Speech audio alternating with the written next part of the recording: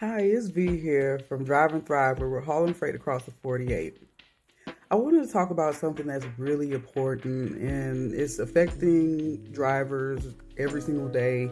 Especially, I spent a lot of this, my summer out there on the road with my husband, and I start to, well, if you were even out there, you would start to really notice that a lot of drivers tend to not look so healthy.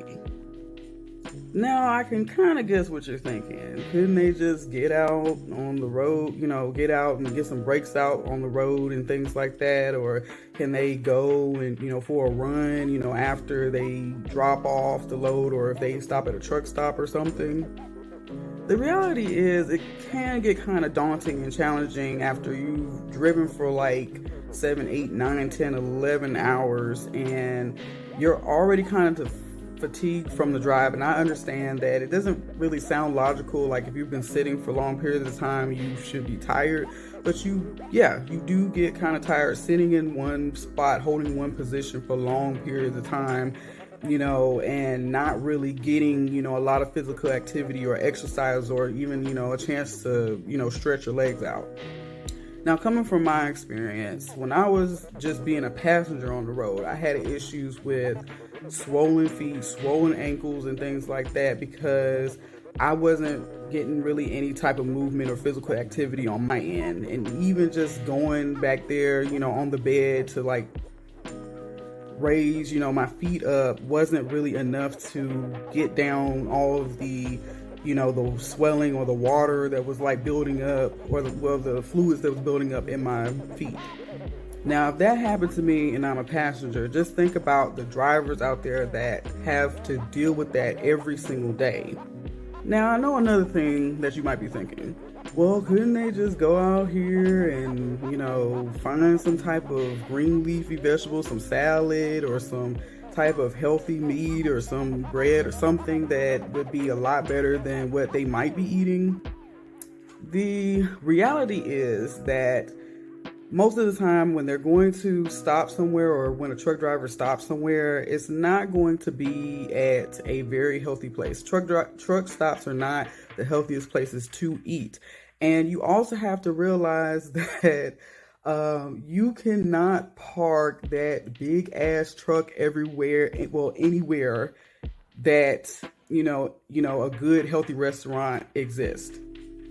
A lot of different restaurants or a lot of different businesses do not like to have truckers parking in their spaces or places. And that would be even including Walmart at this point. Walmart used to be one of the places that a trucker could park and, way in the back at night. One of the things I do tend to notice now that Walmart does not like truckers to park in the back anymore, even though truckers tend to spend a good deal of money getting supplies, food, materials from their stores, but they just don't allow for overnight parking. And in some instances, they don't allow for us to park there at all. Now, another thing I have to explain is that this is a concern for us because we are considered over-the-road truckers. Well, my husband, is considered over-the-road trucker, which basically means he's a long-distance driver. That's what that is. So if he has to pick up a load in DC, then he would have to drop it off in Arizona somewhere. It's just, a long haul of, driving. That's just basically what it is. Now, there are a lot of issues that tend to arise whenever you choose to be over a road trucker when it comes to your health.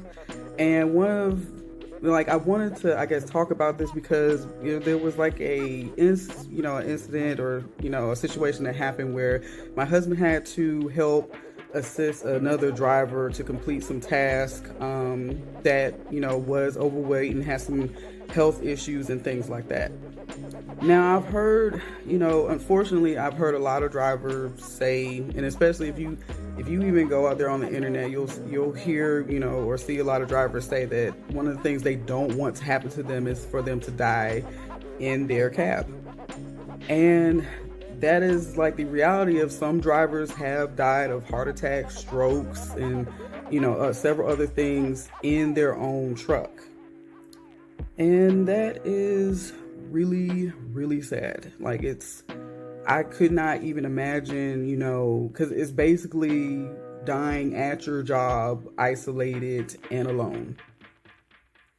So me and my husband have also had like these real conversations about how we need to do things in order for us to keep ourselves physically active and to eat differently, especially my husband who is out on the road. Like, I always try to encourage him to eat and, you know, healthier things and make healthier choices and options.